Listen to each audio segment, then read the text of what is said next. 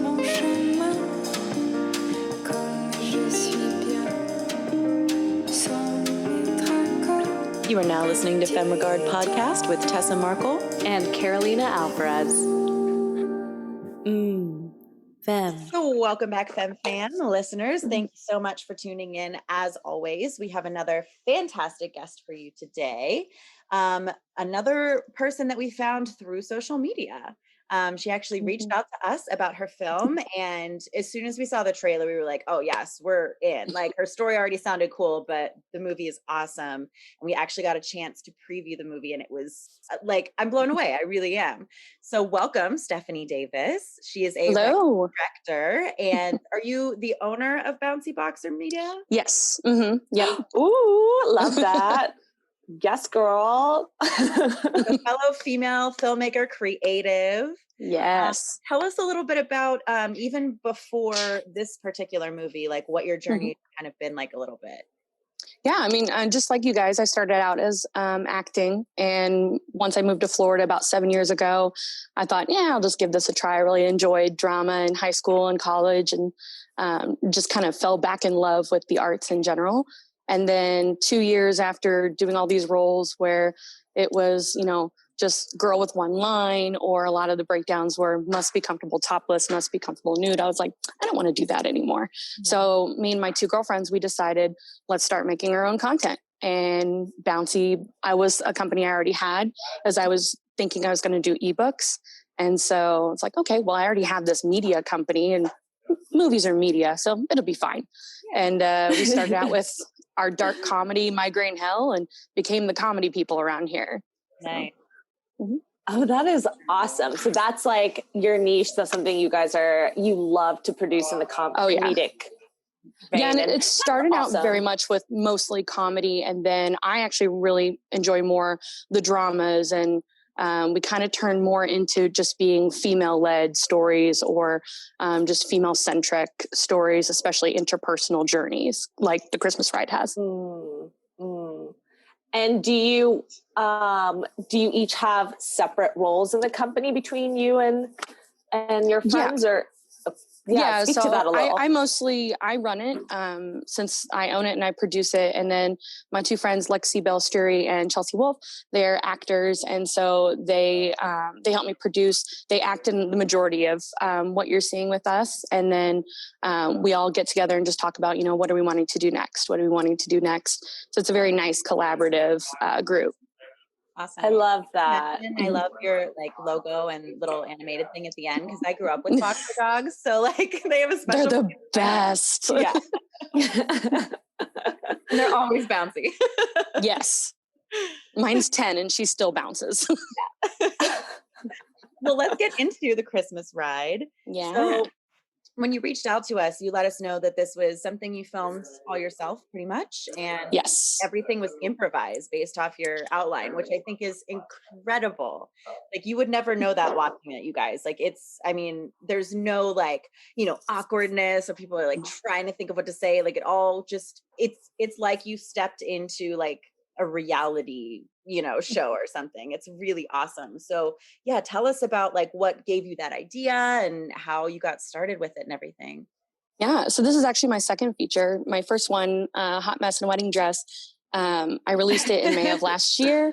And then I was working for about 7 months on the road. I got home and I was like, I need to film something. And Christmas was just around the corner. I had a little bit of money and I was like, okay, well, I reached out to Darian Rattay, who is my lead. And I said, I want to kind of make this Christmas improv movie. And she said, oh, hell yeah, let's do it. And we just kind of built all these characters, built her character. And then I made an outline of each situation and reached out to a lot of improv actors and saying, hey, this is something I'm wanting to do. They got paid their day rate. Everybody got paid. I said, this is something that I kind of wanted to play around with. If it works, great. If it doesn't, that's fine.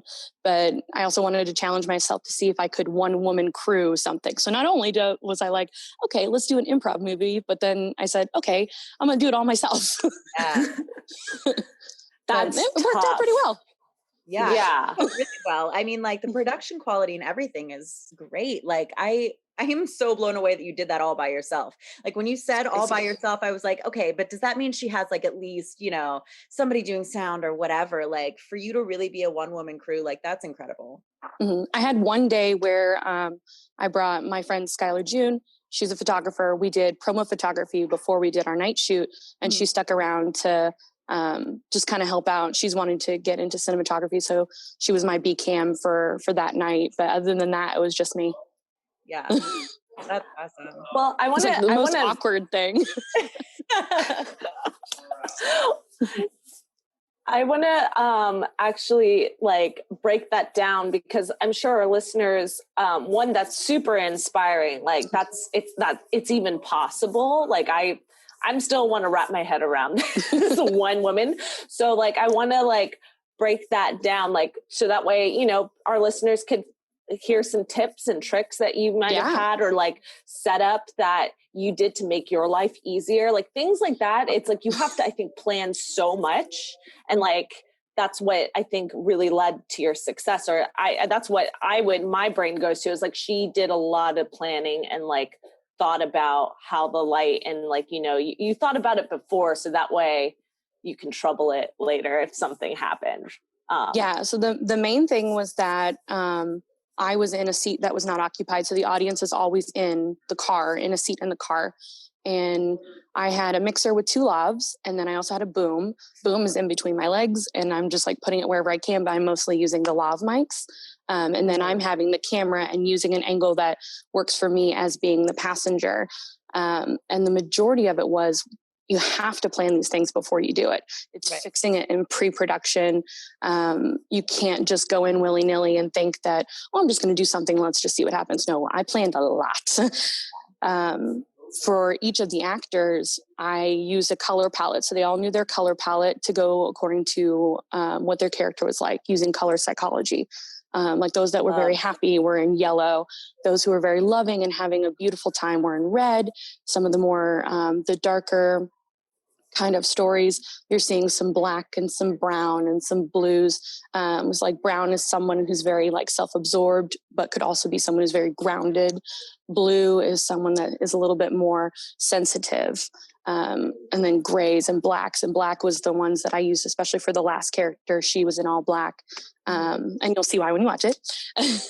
But on top of that, I also gave them each a song to give them an idea of the tone, for the tone and the pacing for each of their scenes. Because if they're if they're supposed to be happy and they're listening to this happy song right before they do that, they're getting an idea of like how bouncy they actually need to be. Or if they're a little bit more somber, a little more sad, then you're hearing these like soft pianos, and they know, okay, I can take my time with it. We can really have fun with it. And then Darian just went off of everybody's energies and kind of went with it. And it really worked out well. And the main reason why is because I had such an amazing actors who really took this very seriously and were so passionate about taking some risks. Yeah. I love that you like thought about all of that stuff, because I talk to a lot of actors that, have had success, and when they prep for a role, they think about those sorts of things. Like, they listen to music and just anything like abstract like that really helps them. And I've always thought like, I don't know, like if that, like music, yes, I can see for sure. But things like that, like I'm like, does that really help me get into the role? But like even beyond that, to show that to the audience in a like subliminal way, like to have them wear certain colors like that, it really does make an impression, whether you're really conscious of it or not. And that's part of my signature too. Like with my first film, Evie, her character, her color was orange. And so she was always having some kind of orange. Her hair was like a fiery red. So with Darian, with this one, her color was green and her dad's character is red. So they're kind of the polar opposites, but it works for Christmas. Yeah. And that's why we had the green in her hair. She's wearing the Santa hat. She's all decked out in green. She's got red shoes. Like she is the embodiment of Christmas. And it just kind of works together. Even though they're complementary colors, they still mesh very well together. Yeah, totally. And I love the dad too, by the way. He was one of my favorites. He's so good. Austin, he's fantastic. Yeah. How did you find all these actors? Were they just, did you put up like submission notices on Actors Access sort of thing? Or were they people you knew or? The majority were people that I knew. For some of the smaller roles, they like the dad character, the somber dad character. He was somebody I never worked with before, but he is a very well-known improv actor in our area. And I put up an Actors Access ad out to find our Chris, our Santa-looking guy, because we didn't have anybody around here. Yeah. But everywhere else was Facebook. You know, people who knew improv actors, they would tag them in there, and they, you know, kind of helped me find these people. And I looked at what they had before, or if they were new actors, it's like, okay, we'll just play around and let's see how this works. And everybody just really brought it. Did you host like auditions then after you found like some people? No, because there were no sides. So the only thing that I could really audition them with were, you know, stuff that they've done before, or just having like a video chat with them, just talking to them about situations. Yeah. And that's the biggest part, is that if everybody's energies like go together, then it's going to work out great. Definitely. That's really cool to hear, because especially right now in our COVID times, like people have to look at casting in a different way. And for our listeners out there, I mean, so she was using Actors Access for hosting, but there's also LA casting. If you're in that area, I know that it's not only LA casting, there's another one for the other coast. And I think there's also Backstage. So yes, they're great tools, but I love that, you know, some like Stefanie was able to do this over video chat, and you can still, I think, even during this kind of time, have a really solid, it's different, but you can feel like the right person, I think, will still come through, you know, even if it's a virtual meeting. Is there, especially if it's an actor that you've worked with before and they say, hey, I know this guy, he's been really wanting to get some footage. He's really good. And if, you know, you trust that actor and you know that they know their stuff, then why not? Let's give it a try. And, you know, just do a little call, make sure that, you know, somebody's not a jerk, because you don't want assholes on your set, but, you know, just kind of make sure that you jive with them as well. Talk about your process, talk about their process, see, you know, what we're both doing and how we can make it work. Totally. I think that's something really important just to pause on for all the actors listening right now, is just, how important it is to not be a jerk, first of all. Yeah. But just, you know, like when you're auditioning, a lot of the time it's about like booking the room. It's about, you know, getting along with those people, because people, if you have any talent acting, they can kind of, you know, work with that and mold you. But if you are just not a person that they want to work with because you're hard to work with or annoying or boring or whatever, like that's not something they can change and, you know, mold. So just something that's really important to note. And, you know, you can get that through a Zoom meeting or whatever nowadays. Too. So for sure. Yeah, I love that we touched on that, and like your process. I love how specific it is, and still collaborative, and still like, you know, like really open to feeling the energy. I think that's really awesome. But I love how specific, because again, I feel like that's what has made it super successful and looks so good. That's the thing, is actors want to know like what your vision is too. And once they know what you're wanting, then they can take that and kind of mold it and make it their own. And the both of us get everything that we want out of it. And it turns out well. Yeah, that's something Tessa and I lately, like we've been on some interviews and we've spoken to that as actors, we want direction. We want to know your vision. So someone sitting in a director role, like, don't be afraid to share that and be specific. Like we want that with that. That's what makes it juicy for us and able to like work through it. Yes. So spill that tea. Tell us. We're here for it. No, that's amazing. And what's even more amazing, and also why we're so excited to have you on the show to speak about your film, is like now you're at a place where you're ready to premiere it. And it's just so cool. So break this down for us. When did you, when was this vision born to when did you film it? And like, has it been a year? Like that's kind of like, what was the timeline? And then we're going to go into like how you're previewing it. Cause that's so exciting. Again, congrats, but it's like awesome to hear the whole process, because this stuff can take a long time. So we're curious. And it's a very unconventional process. So I came up with the idea, I think 3 weeks before we filmed. I made the outline in one day. Darian and I went to a tea together, and I just kind of talked about the idea, and she built her character. Once we had her character down, then I was like, okay, then who's going to interact with her each day? Or, well, it's through the one day, but who's going to interact with her for each of her rides, and how is that going to affect her? And we shot it for 5 days in December, and then one pickup day in February. The fact that it was improv made things go so much quicker, because some of those little moments, they were in the car for 30 minutes. Like, we were so quick with it just because everybody was having a good time, and it really showed. It was very natural. And, I honestly want to do it again, like now. Yeah. And then I started editing. I actually started assembling it as we were filming it, just to make sure that I wasn't missing anything, because we had a week break between. We did like 4 days. We had a week break, and then we did 1 day. So during that week break, I assembled as much as I could to see if I needed to pick up anything with Darian. Like, if, I didn't get something with her profile, then I can get it to cut back to, that's so what's smart. working, what's not in it. Because I don't want to ADR. I don't like it. I'd prefer to just get everything while we're there. And it's my sister's car that we're using. So it was very easy to be able to work that out. And I had all the decorations and whatnot. And so it made it a lot easier to kind of assemble as much as I could before we wrapped everything out. So that way, if we needed to pick up something, then we could. And then in February, we did do a pickup day because I had a technical issue with one of the scenes. Nice. And that's something too, listeners, to think about. Like, it's 2 locations, right? It's in the car, and then I guess 3, because her apartment and Dad's house, I guess. That was in the same location. They were right next to each other. Even better. So, it was great. Locations, and yes, there is a lot of cast members, but it's because they're doing the improv. It's simple.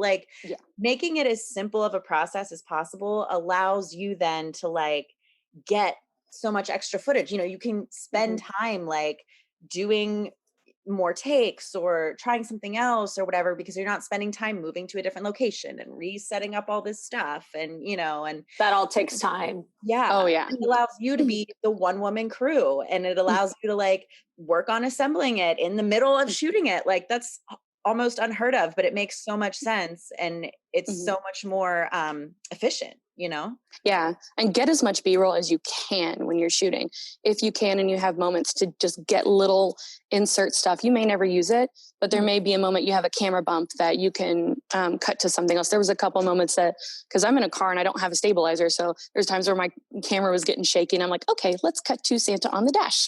Okay, let's cut to the Christmas lights, and some things just to kind of help keep the story moving, but also show off some of the production design. Totally. Very smart. And what camera were you using?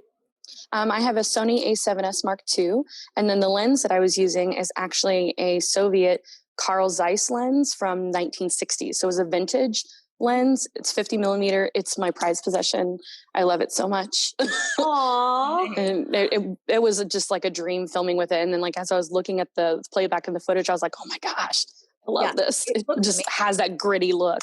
Mm-hmm. Yeah, that was one of the first things I told Carolina, because I watched the trailer before she did, and I was like, dude, this production quality is amazing. Yeah. And I was also blown away. So for all of our DP listeners, that's always fun to hear about, that's the stuff we nerd out on. Yeah. And I'm not a DP. It was one of those things where I know I could shoot it because it's all natural light. But I am definitely not a DP.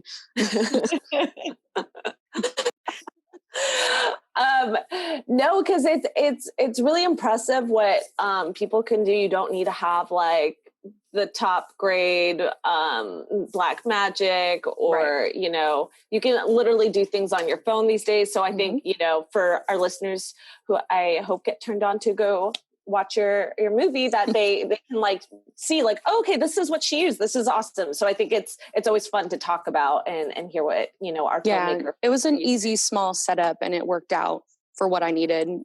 This isn't something that I would need an ARRI or a RED or car mounts and VFX and stuff. It's this is something that felt more natural to just stay in the car and get everything that we needed and just let everybody play. It was really a play movie. And it feels more intimate too for the audience. They feel like they're in the car. Yeah, for sure.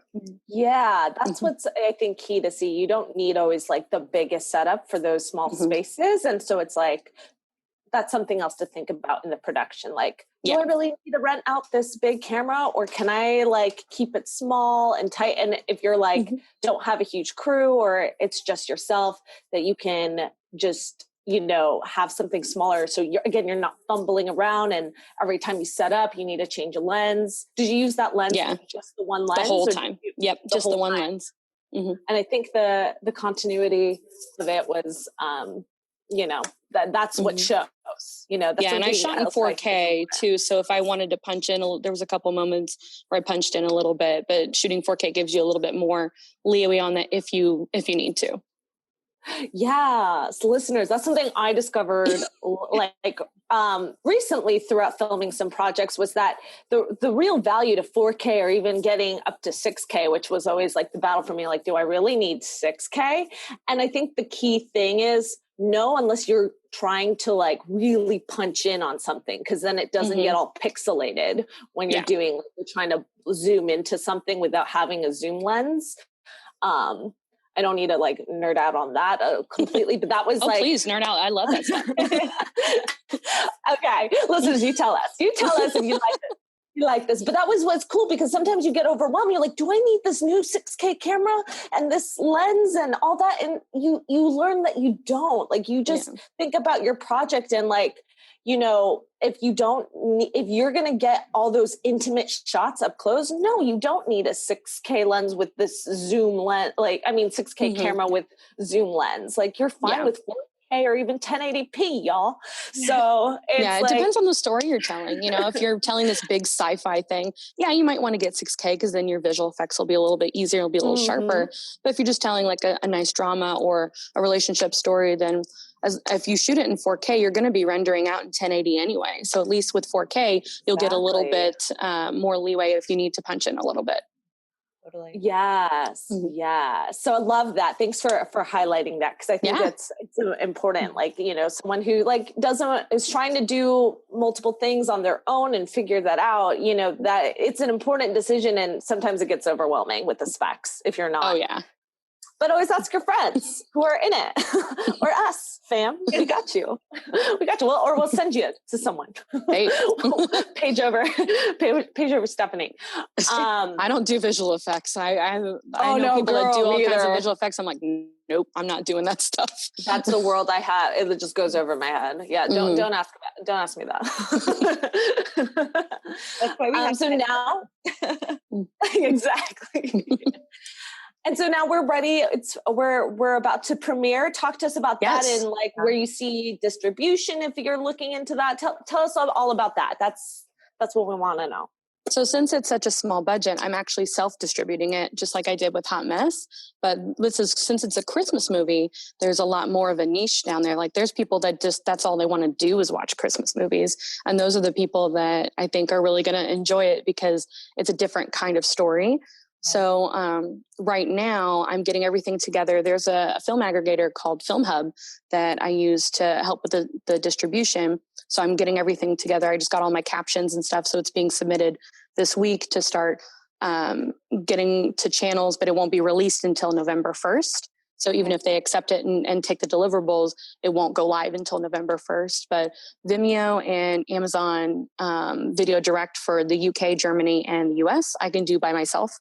So that's at least where it's going to be for now. And just so everybody knows, Vimeo actually gives the filmmaker more of a revenue share, because Amazon is only 50%, where Vimeo is like 88%. Wow. So if you're going to, buy or rent a film, do it on Vimeo, because you're really actually helping that independent filmmaker who's working, very hard and trying to recoup their funds back. Yeah. I had no idea about that. That's really good to know. That's definitely going to affect where I'm watching stuff from now on. So we've talked to our listeners a little bit seasons ago about like distribution and what aggregators are and stuff like that. But can you just speak very briefly about, so Film Hub is the aggregator. So you give the film to them, and then they take it on to, if you want to just speak a little bit about how that works. Yeah, so Film Hub it's free to do it, but you submit your film and try to do captions, especially English, Spanish. Those are two big ones. And they take it to all these channels and all these platforms and say, hey, do you want this? Do you want this? These platforms pick it up and they put it live on their channel. All the money goes funneled to Film Hub and they just take 20% and you get the rest. And that's it. They don't do any kind of marketing cap like traditional distributors do. They don't take any of your funds. If there's like Tubi has a one-time fee of $75, that's the only charge I've ever seen on it. But I mean, that's nothing. And, but they just take 20% and you get paid quarterly. So once that quarter's over, you would get paid that following quarter. Nice. Awesome. Thank you. Yeah. So for our listeners who, so you've mentioned where the film is going to be. Do you have an actual release date specifically yet, or? Yeah, I'm going to do November 1st because I figure once spooky season is over, Christmas begins. Total sense. So I'm excited. Listeners, be on the lookout for that. It is called The Christmas Ride. And then also, if you want to let our listeners know where they can find more of your work and just, follow your journey, all that stuff. Yeah, so I am on all social platforms as Stefanie Directs, and Stefanie is spelled with an F, not a PH. I'm very active on Twitter. I'm not as active on Instagram, but I'm trying to get better at that. And then I have a Facebook page as well, but the majority of it is all Twitter. So yeah, I mean, if anybody has any questions about self-distribution or just anything in general, I'm always willing to talk. We're like the commercials say, we're all in this together.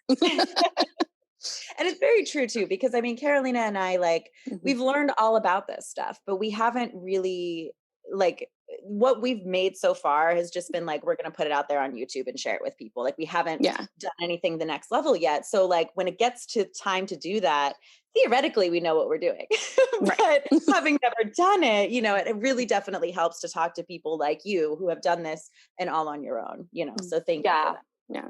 And I learned a lot from releasing Hot Mess in a Wedding Dress to where this time will be much better.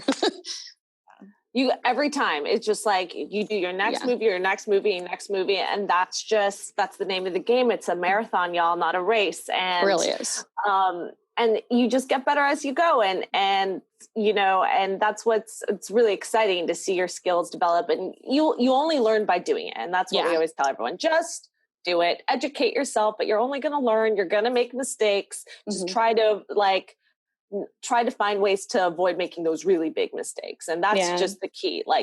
Giving yourself prep, that was key in this episode to having more success is that kind of work, and learning about distribution and stuff, your end goals. So you sound like you really know now. You have a really good grasp on where you want to. Self-distribution, by the way, is kudos to you. That's awesome. And it's hard. It's hard. It is. Because you are your own marketing machine. And the only way that I know how to do these things is that I invest in myself, and I don't wait for somebody else to say, oh, here's some money, go make your movie. Instead, it's you know what? I can raise, 10,000, 20,000. What can I do with that and make it and try things out? And if it fails, I learn something to where the next one's going to be even better. And if it does great, then great. Maybe I can do another one like that. If this Christmas movie works out, then maybe I'm going to want to do another one. You never know.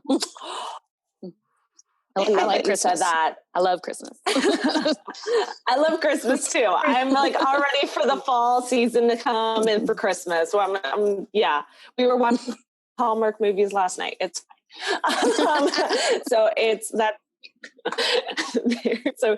they're so crazy, but no, thank you so much, Stefanie, for coming on. This was thank you guys really for having me. Yeah. Thank you for reaching out to us too, because again, listeners, I just want to say this too, reach out to people, we might not have found you because, we might not know enough of the same people or whatever. And I'm so glad that you did reach out to us and we got to watch your film and we got to talk to you today, so listeners, if you want to get in touch with anybody, literally just send them a message because they're going to be just as grateful. Chances are, so yeah.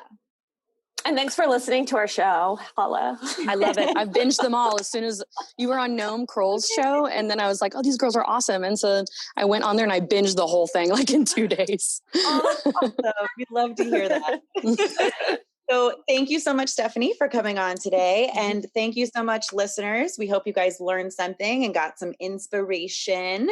We have a couple more guests this season. And then, full steam ahead. We don't take breaks between seasons. So get excited, guys. We got some more awesome people coming up. And thank you always. We'll see you next time. French music, French music. Thanks for listening to Femme Regard Podcast. If you like what you hear, tune in next time for more tips on the filmmaking business and insightful conversations with industry professionals over tea. We can only grow with your support, so please subscribe, share, rate, and give us a 5-star review on Apple Podcast. If you leave us a great comment, we might give you a shout out on the show. For more on us, check us out at femregard.com.